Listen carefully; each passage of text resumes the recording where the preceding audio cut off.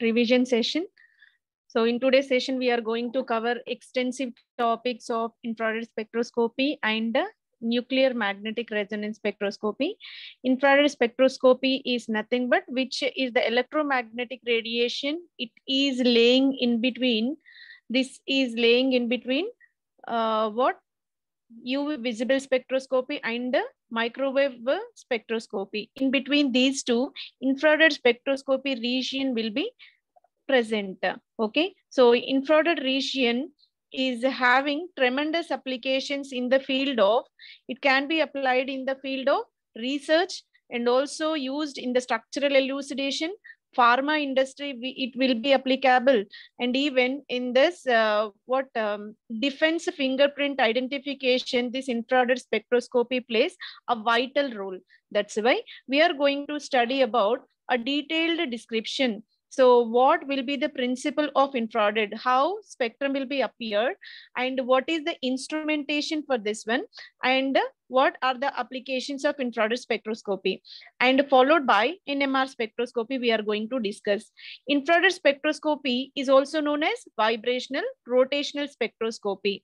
Okay, so there are changes in their vibrational levels and also rotational levels are possible. Hence, IR is also known as vibrational rotational spectroscopy. Okay, so here infrared spectroscopy can be subcategorized into near infrared, middle infrared, and far infrared region, right?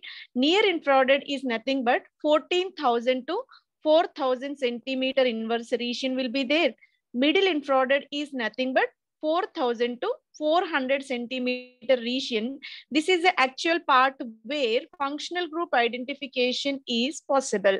Far infrared region is 400 to 10 centimeter inverse region. Okay, so 400 to 10 centimeter inverse region is called a far infrared region. So in this middle infrared, where 400 to 4,000 region, in this region only stretching and bending vibrations of various organic functional groups are possible. That's why here we can identify, we can diagnose various functional groups of given organic compounds. Hence we can say middle infrared, our entire infrared is said to be a fingerprint of, yes, good morning. It is said to be a fingerprint for functional group identification, right? So hydroxy functional group, when taken, when we are taking OH functional group in the infrared region, 3600 to 3200 centimeter inverse absorption peak will be there. Whenever ketonic functional group is taken, ketone is selectively absorbed at 10 centimeter inverse. In this way, individual functional groups have their own characteristic absorption region. That's why it is mainly used for functional group identification, right? Now let us see how infrared spectroscopy is working, how it can be used to identify or predict the functional groups present in the given compound. Mainly when any molecule is irradiated with this IR light, IR region, what happens? There are two possibilities we have. One is stretching of bonds, second is bending of bonds are possible. Okay, whenever we are applying IR region, chain length, bond length of the carbon-carbon will be enlarged and compressed. Bond elongation and bond compression possible as well, right? Whenever bending is applied, what happens? In between the terminal bonds, bond angle will be varied. Angle of the bonds will be changed. That is called bending vibrations. Stretching is nothing but increase and decreasing the bond length. So we can elongate and compress the bonds. Whenever bending is possible, angle between the bonds will be varied, right? Stretching is further categorized into symmetric and asymmetric kind. Symmetric stretching stands for,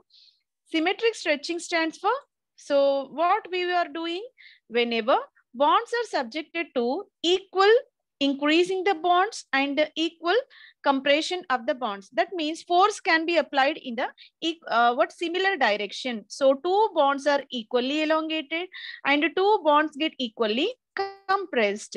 So that is called a symmetric kind of stretching. When we are applying asymmetric stretching, one of the bond length will be increased because that is pulling outward, whereas second bond will be compressed, bond length will be decreased. Okay, elongation and compression of the bonds are possible in the opposite direction. That is called asymmetric stretching. Symmetric stretching will give equal elongation, equal compression. Asymmetric stretching leads to what? Unequal bond length change. Okay, this is called asymmetric. Now, let us see how the bending is possible. Bending is nothing but increase and decrease in the bond angle. How can we change? By the process called scissoring, rocking, wagging, and twisting.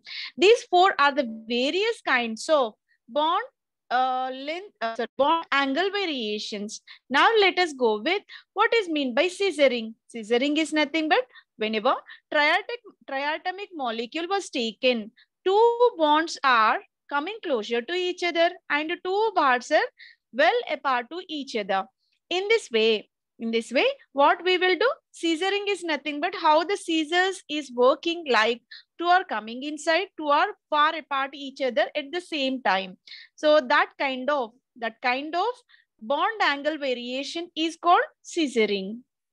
Rocking in the sense, if two atoms are moving in the same direction, if two atoms are moving in the same direction like a pendulum, hence it is called a rocking kind of transition. Wagging stands for central atom remains at the fixed place. We are not going to change the position of the central atom, but here the terminal atoms will be moving up and down. Okay, so with respect to central atom, so these terminal atoms are moving up and down. This kind of transition is called wagging.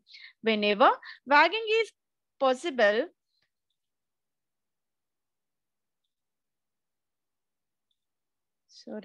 whenever wagging is possible, so with respect to central atom, outer atoms are moving up and down. This is called wagging. And twisting. Twisting in the sense, so central atom will be remains fixed and here two atoms are moving up and down. Okay, one is moving up, second is moving down, and simultaneously these bonds will be interchanged. This is called twisting. Okay, so all these four kinds are the parts of bending vibrations where bond angle will be varied. Scissoring means two atoms are come closer and far apart each other. So just like a scissor. Rocking in the sense two atoms are moving only in the one direction, either right hand side or left hand side. Wagging in the sense up and down with respect to plane is called wagging. Twisting in the sense up and down but in the opposite direction is possible. Right? Always stretching vibration means bond length variation is possible. We have to stretch the bond. We have to increase and decrease the bond. Always bonded atoms are combined by electrostatic forces of attraction. That's why in order to change the bond length, we have to apply the excess of energy. That's the reason why stretching vibrations are more energetic compared to bending. So in order to change the bond angle, we have to give the less amount of energy when compared to stretching type of vibrations, right? So this is about principle involved in infrared spectroscopy. So here you can observe how vibrational changes are possible. Let us consider this is the electronic level. This is the electronic level.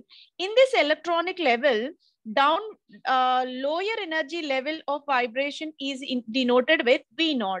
It is the ground state vibrational energy level. And the next level will be first vibrational energy level. And the next will be second vibrational energy level. And the next will be third vibrational, fourth vibrational energy levels will be there. So in this way, As we are moving up, vibrational energy levels also increases. Whenever infrared light is given to that, so from 0 to 1 excitation of electrons are possible. Otherwise 1 to 2, otherwise 2 to 3. In this way, lower to higher vibrational level, electron will be excited. This is the kind of transition which possible in this infrared spectroscopy. And you can observe some other lines in between vibrational. So when vibrational levels were considered, in between so many small discrete lines you can observe. These discrete lines are called rotational levels. Okay, where energy gap is extremely less, need not to supply any extra energy. So because of very short energy gap, electrons are associated with these commonly observed rotational transition. Okay, when vibrational transition is possible, it also accompanied by rotational transitions also. By default, these transitions also possible, right? So this is about excitation or transition in this infrared spectroscopy. Now, let us find degrees of freedom, degrees of vibrations which are available in this infrared spectroscopy.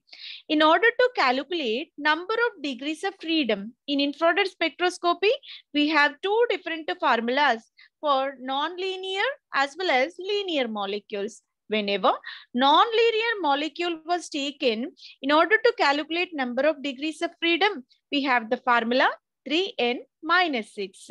Okay, for non-linear molecule, the formula will be 3n minus 6. For linear molecule, the formula will be 3n minus 5. N stands for how many atoms present in the given compound, number of atoms. If you are taking water, water consists of 3 atoms, H2O. So here 3 into 3 it will be, right? So in that way, we have to use this formula in order to calculate number of degrees of freedom, right? Number of degrees of freedom. So let us substitute these formulas in different molecules and we will get number of degrees of freedom. For this carbon dioxide molecule, you can observe its structure is given as a linear. Carbon dioxide is a linear molecule. That's why for linear molecule, we have to apply the formula 3n minus 5. When 3n minus 5 formula is applied, then 3 into how many atoms are there in this? 1, 2, 3. 3 into 3 minus 5. So 9 minus 5, it will become 4. Number of possible degrees of freedom for linear carbon dioxide molecule will be 4. When we consider water molecule, being it is a bent molecule, it will be applied 3n minus 6 formula. Here, number of atoms are 3. So 3 into 3 minus 6. Total number of degrees of freedom for water molecule will be 3. Water will obtain 3 degrees of freedom. Let us apply the same formula for benzene molecule. Benzene is a planar. All the atoms are laying in the plane, but it is not a linear molecule. It is a cyclic molecule. That's why we have to go with the formula 3n minus 6 rather than 3n minus 5 formula. When 3n minus 6 formula is applied, here C6H6 atomic chemical formula is C6H6, means 6 carbon atoms, 6 hydrogens. Total number of atoms will be 12. Now 3 into 12 minus 6 is the formula for the calculation of number of degrees. Now it will become 30. So in benzene molecule, number of degrees of freedom will be 30. Then let us apply to ammonia. Being it is a pyramidal and is a non-linear, we have to apply the formula 3n minus 6. Number of atoms are 1, 2, 3, 4 atoms are there. Now the degrees of freedom become 6. When we are taking HCN, HCN is applied here. HCN when applied, it is a linear molecule. 3n minus 5 formula will be applicable. When 3n minus 5 formula is applied, 3 into 3 minus 5, it will become 4. Number of degrees of freedom are 4.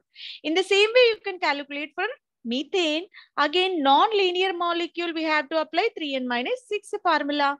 Then total number of degrees of freedom will be 9. Total number of degrees of freedom will be 9. So this is about number of degrees of freedom. Now, let us find out selection rules. Selection rules are nothing but the guidelines whichever required for calculate number of degrees of freedom. So we have certain frames, certain guidelines in order to predict whether the molecule is IR active, whether the molecule gives IR spectrum or not. So the important fundamental formula for infrared spectroscopy is dipole moment should not be exactly is equal to 0. Dipole moment is the measure of polarity present in the given compound and symmetry present in the given compound. It is calculated by taking charge by distance.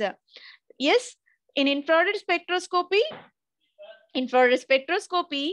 what mu value is calculated by, mu is nothing but dipole moment is calculated by charge by distance. So if the molecule is highly symmetrical, whose dipole moment value will be compensated in all possible directions and it will become 0. Let us consider hydrogen, nitrogen, oxygen. All these are considered as a homodiatomic molecules where mu value is exactly is equal to 0, and these are called IR inactive because mu should not be exactly is equal to 0 for them. When we are taking hydrochloric acid, ammonia, water, carbon dioxide, these molecules were taken. These are called IR active because dipole moment is not exactly is equal to 0, being these are unsymmetrical molecules. Okay, but in case of carbon dioxide, it is exceptional. We have to discuss carbon dioxide separately. So when carbon dioxide was taken, in case of carbon dioxide molecule, you can observe symmetrical nature because let us go to here is the carbon dioxide.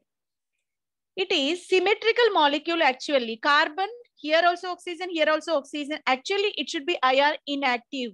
But exceptionally, carbon dioxide becomes IR active because when we are taking two type of vibrations in this carbon dioxide molecule, here symmetric and asymmetric both are possible. When we apply symmetric stretching, what happens? Both the bonds are elongated equally and compressed equally. In that case, it becomes IR inactive because dipole moment becomes 0. When we apply asymmetric stretching in this molecule, asymmetric stretching in the sense one of the bond will be elongated, another bond will be compressed. In that case, carbon dioxide becomes dipole active and consequently IR active, right? So it is the exceptional case. In general, any symmetric molecule, so like hydrogen, nitrogen, oxygen, fluorine, mu value becomes 0 because all are symmetric. But exceptionally, carbon dioxide value is considered because even though it is a symmetric molecule, there are two possible stretchings, symmetric and asymmetric. Symmetric stretching is IR inactive. Asymmetric stretching is IR active. There is a possibility to ask the question based on this logic. Okay, so that's why you have to remember why carbon dioxide is IR active. So based on this also question may be given. So that's why it is very important. Who is this joined with iPhone? Can I know? Because if any other people are joining, we are facing problem. That's why. Who is this? iPhone. Sorry. If you want to join, come with your roll number only. Sorry for this. Come with your roll number only. Otherwise, it is not possible. right? So in this way, so mu value should not be exactly is equal to 0, then only the molecule becomes IR active. Okay, now let us move on to another, that is another selection rule, delta V is equal to plus or minus 1. What is the meaning of delta V is equal to plus or minus 1? So here we have, yes, this one. So when we use this, what happens? Electron may be excited from V0 to V1, that is plus 1. Otherwise, it can be coming from V1 to V0, that is minus 1. Means difference in the excitation will be only one level. So the electron may be excited from V1 to V2, otherwise V2 to V1. That is called delta V is equal to change in the vibrational energy is equal to either plus or minus 1 only. It is not possible to excite the electron from V0 to V3. If you are exciting the electron from V0 to V3, how many steps it will be? 1, 2, 3. So this is not a correct thing. Only electron can be excited up to one step. One step excitation is possible. That is called delta V is equal to plus or minus 1. So these are the selection rules for IR spectroscopy. Why methane does not absorb infrared spectroscopy? So in previous year 2020, this question was given in the end semester examination. Why methane does not absorb IR spectroscopy? This purely explained based on selection rules only. Because when you see the structure of methane, this methane structure will be tetrahedral. Tetrahedral, all hydrogens are present. So these hydrogens are symmetric. What is the charge in between carbon hydrogen is opposite also same. That's why both get compensated. Up and down also same. That's why both get compensated. So net dipole moment when we calculate, so that dipole moment is given as 0, being it is a symmetric molecule. If we are replacing one of the hydrogen with methyl, that becomes CH3Cl. So when methyl, here methyl, chloro, when we are taking chloro, what happens? It becomes CH3Cl. When CH3Cl is there, 3 bonds are having hydrogens, 1 bond with chloro. Here compensation may not be possible. That's why dipole moment is non-zero and that becomes IR active. But when 4 hydrogens are present around this, there is no change in the dipole moment. All the dipole moments are compensated with opposite charges. Hence, we can say methane is infrared inactive. Methane is infrared inactive because mu value becomes 0 because of its tetrahedral symmetrical nature. Now, we are going to discuss about how the instrumentation is possible in infrared spectroscopy. What is the process of instrumentation in infrared spectroscopy? Infrared spectroscopy, the light source will be light given by Nernst glare. Nernst glare is able to provide the light.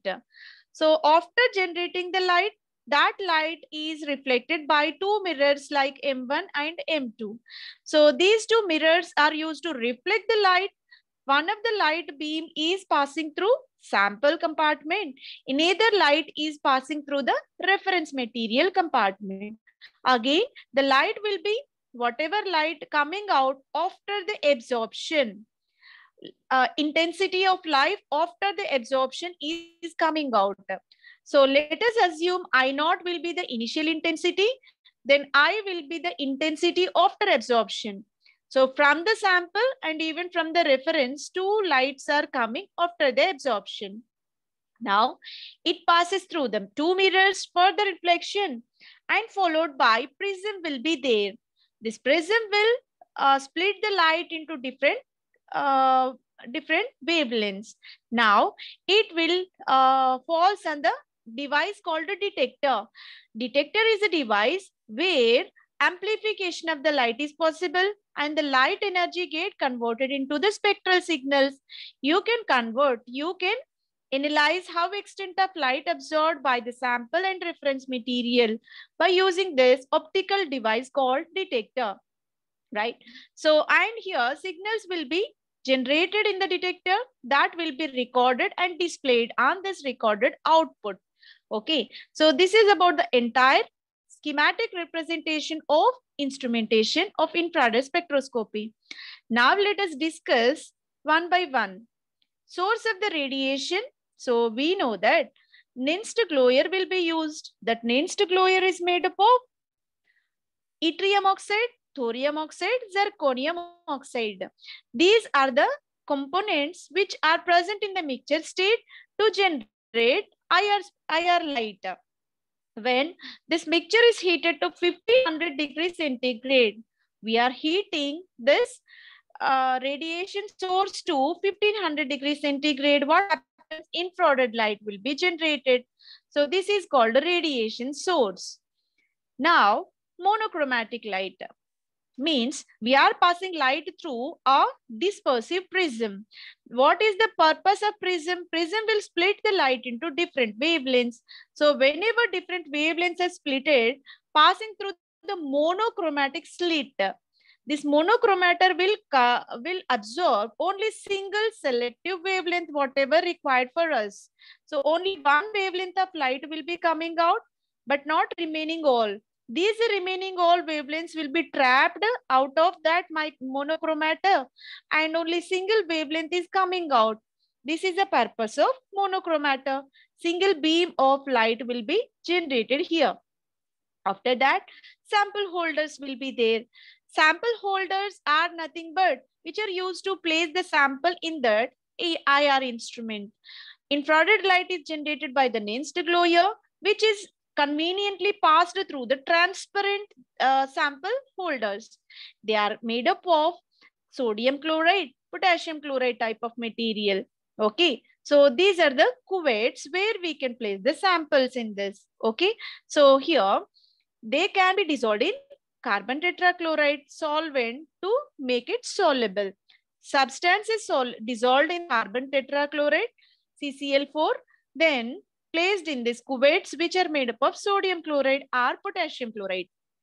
And we can use various detectors based on our requirement of infrared spectrophotometer. Detectors are mainly of various kinds.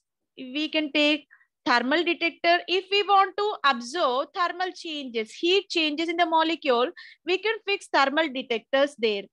Photonic detectors, if we want to observe light transformation, light changes in the molecule, whatever transformations carried in the presence of light, then we can apply photonic detector. Bolometer is a device which used to measure the resistance present in the compound. How much extent of resistance? So there is a possibility of conduction, there is a possibility of resistance offered by the given compound. Whenever compound is having resistance, insulation property, how extent insulation is there, that is calculated by the device called bolometer. Next is about thermocouple. Thermocouple is mainly based on thermoelectric effect. Okay, so whenever heat is absorbed and how extent electrical potential is generated, that interrelation can be calculated by the device called thermocouple, which is also known as thermistor. Based on our requirement, if you want to measure temperature changes, thermal detector can be fitted. If you want to observe the photonic or light changes, photonic detector can be fitted. So if you want to measure resistance offered by the compound, bolometer can be fixed. Thermocouple, where heat energy, electrical energy interconversion can be studied. Golgi cell is working based on thermal expansion. Thermal expansion in the sense, whenever heat supplied to the compound can be expanded. Compound can be expanded. That is called Golgi cell. Pyroelectric detector in the sense, if the given compound is involving in high temperature changes, pyroelectricity is generated and it is transient only. That means a short-term energy generation is possible. That kind of energy interconversions can be detected by these pyroelectric detectors. That means flash electricity generation. Flash electricity generation is called pyroelectric detector. So based on our requirement, we can use alternatively any kind of detector in order to predict the signals in infrared spectroscopy. The most oftenly used one is Golay detector or thermal detector can be employed. Either Golay detector or thermal detector can be employed in this infrared spectroscopy, right? Now let us see how it is working. First, we are taking light. That light is given by the source called Nernst glare. This Nernst glare is heated to 1500 degrees centigrade. When it is heated to that extent of high temperature, what happens? IR light is given. That IR light is passing through the mirrors. When mirrors pass it through the mirrors, their intensity will be raised. Their strength will be raised. Now, two beams are passing through sample and a reference chamber as well. After that, the sample will absorb some extent of light and intensity after absorption is coming out. Intensity after absorption will be coming out. Now, detector will absorb the signals. So, whatever light absorbed by the sample and reference, both will be compared and analyzed. So now these information further transferred to recorded, where you can get the spectrum of the compound. Here, spectrum of ethanol is described in this diagram. Always, wave number values are taken on the x-axis, transmittance values were taken on the y-axis. Okay, wave number versus percentage of transmitted, these plots are given for infrared spectroscopy. That's why always IR signals are measured in centimeter inverse. Okay, so here when ethanol was taken, what are the compounds present? CH3, CH2, OH is there. OH is the functional group in the compound. It will give the characteristic peak at 3390, means 3400 around, right? Then here we have CH bonds also. The CH bond will give signal at 29. Then OH is giving it 3391. CH is giving it 2961. Then CO stretching is also observed. Here carbon oxygen stretching also observed. That is given at 1055. Here you can observe the signals. So many signals are there among. So whichever prominent peaks, those are considered for the given compound. OH peak is selectively given at 3391. This confirms given compound is having OH functional group. CH stretching is observed at 2961. 2961, right? Now, CO stretching is observed at 1055. This is called ethanol molecule, whose structure giving three characteristic peaks. By this, you can confirm the given compound is ethanol. Now, how can we interpret the infrared spectrum? If frequency range is 4000 to 2200, that says that the given compound is having either nitrogen, oxygen, sulfur, or carbon double bonded compound. If you have carbon double bond, that means alkene is there, that will give the signal at 2200. So you can observe 4000 to 2200. The given compound may be sulfur containing, oxygen containing, nitrogen containing, or carbon double bond containing. Okay, if it is selectively 22 to 2000, you can say it is alkyne type, means a triple bond will be there. If double bond is there, 22 to 4000. If triple bond is there, 22 to 2000 value will be there. You may say alkyne or C triple bond N also present. C triple bond C or else C triple bond N may be present in that. So this is characteristic for triple bonded compounds mostly. And if frequency is laying it between 1800 to 1500, so this indicates imine type of compounds. Carbon, nitrogen imines may be present, azides may be present. So these are called aza bonds. N and double bond are called aza bonds. These are said to be 1800 to 1500 centimeter inverse. If peaks are in between 16 to 1300, this indicates aromatic or heteroaromatic compound is there. This is the characteristic region for aromatic stretching. If the given compound is aromatic or not can be distinguished by this kind of peak. If we are getting at 16 to 1300, you may say the given compound is cyclic aromatic.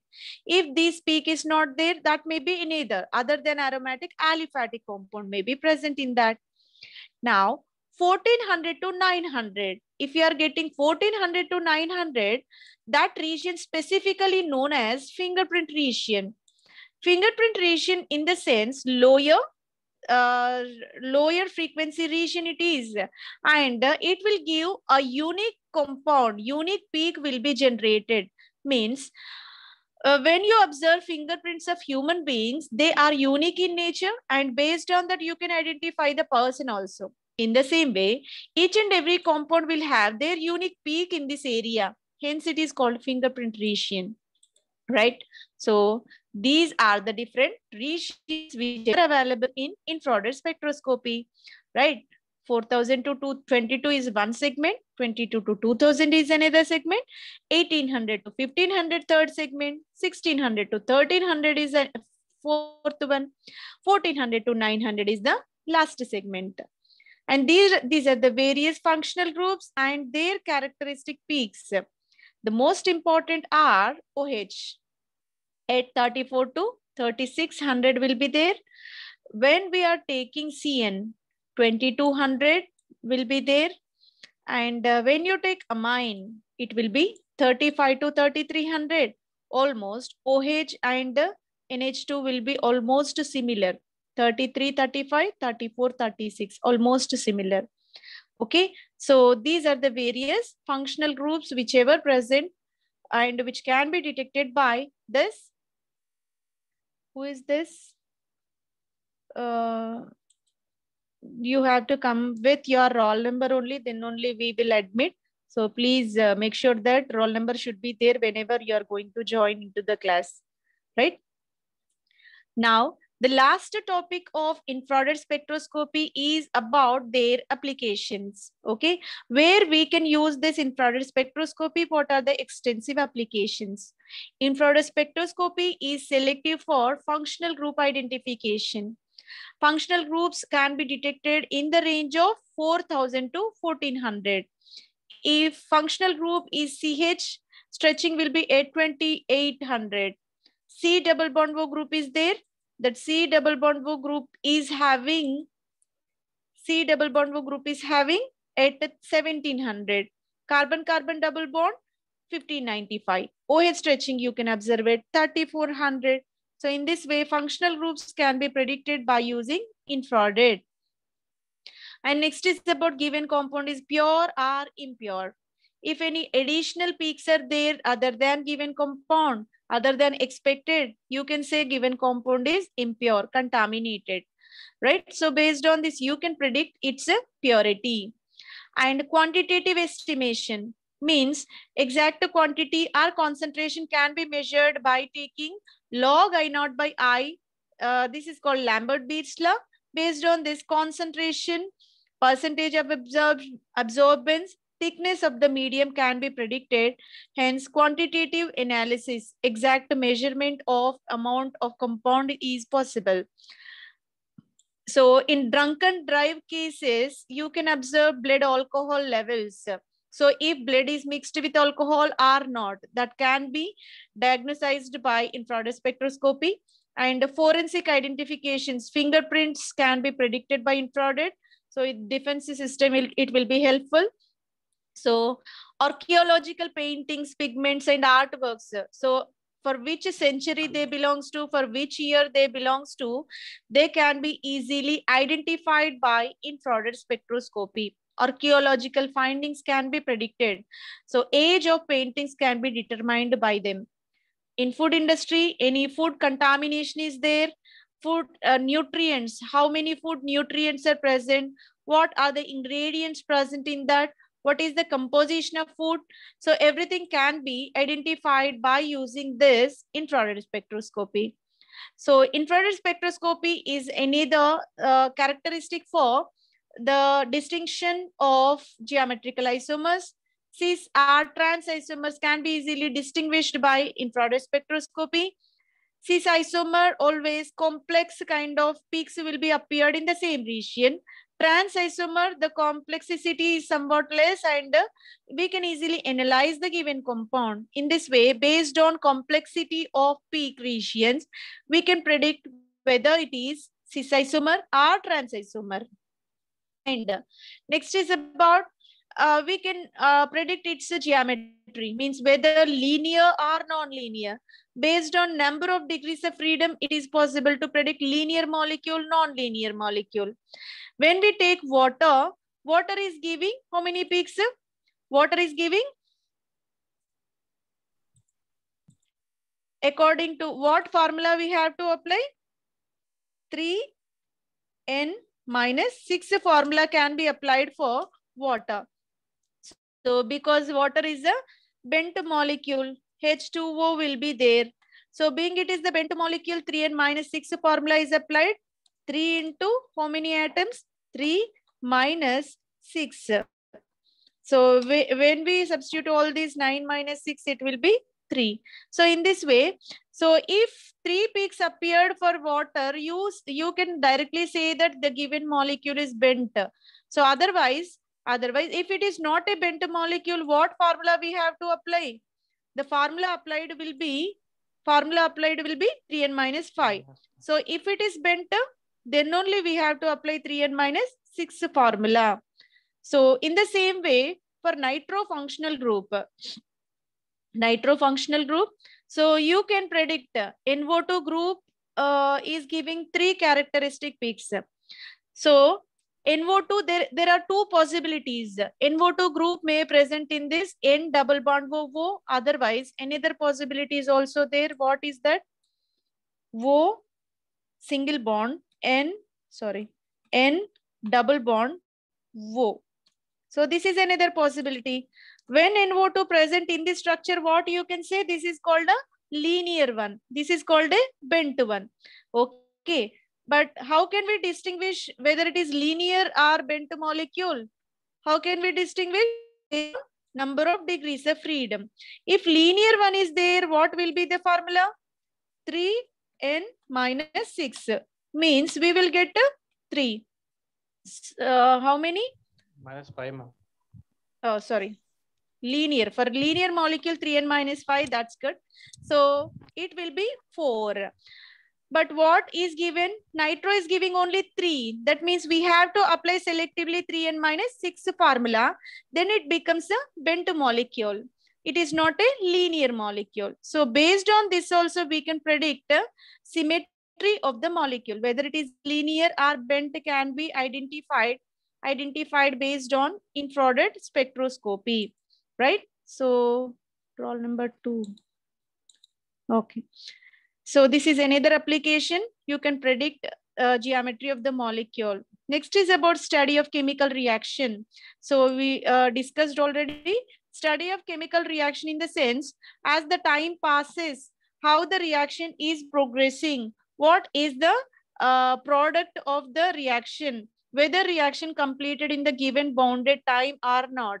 All these can be easily predicted by using this infrared spectroscopy. How can we predict? We are taking ketonic compound, for example. So that ketonic compound peak actually should be at, ketone should give the peak at 1750, right? So what we are taking, I am taking one simplest example. Any organic compound I am taking. This organic compound now subjected to what? This organic compound subjected to oxidation, and I am expecting there is a formation of ketonic functional group. In order to get the ketonic functional group, what we have to take? Secondary. Otherwise, let us take primary only.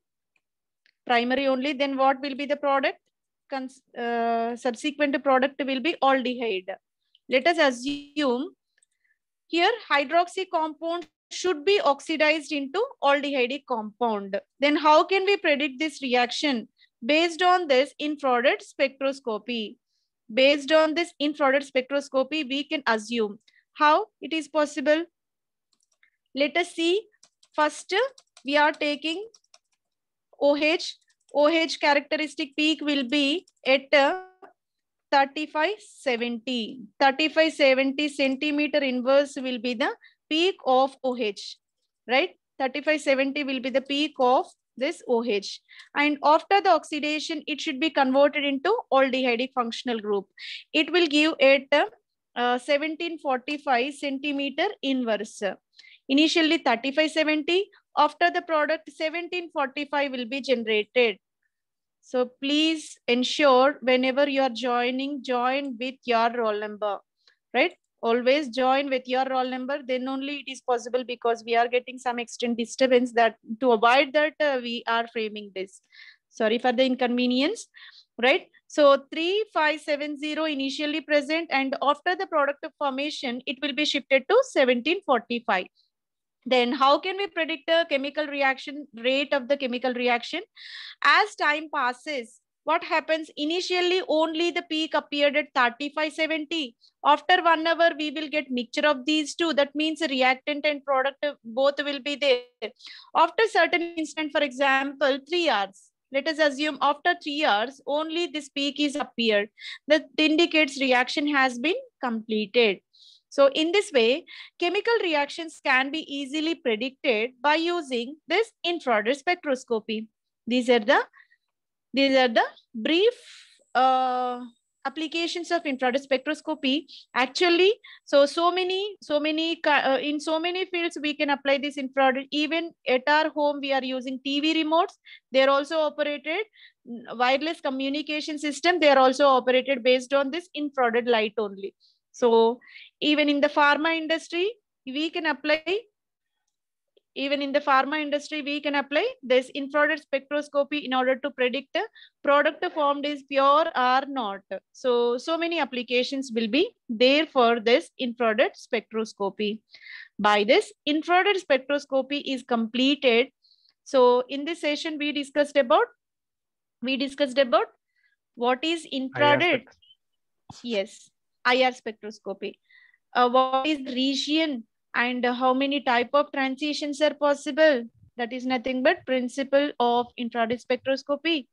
And what are the selection rules, guidelines for giving IR spectroscopy of the given compound, and how compound is able to detected, and what are the signals, how the signals are given by the proper instrumentation.